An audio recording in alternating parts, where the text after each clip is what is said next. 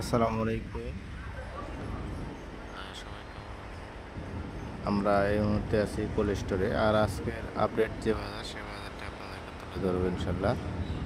তো আমরা আছি আজকে রাজশাহীর কোল্ড স্টোরে। তো বর্তমান আজকে যে বাজার চলছে, সাদা যে সাদা ডায়মন্ড আলু চলছে আজকে 11.5 টাকা থেকে 12 টাকা, 12 টাকা পর্যন্ত বাজার চলছে।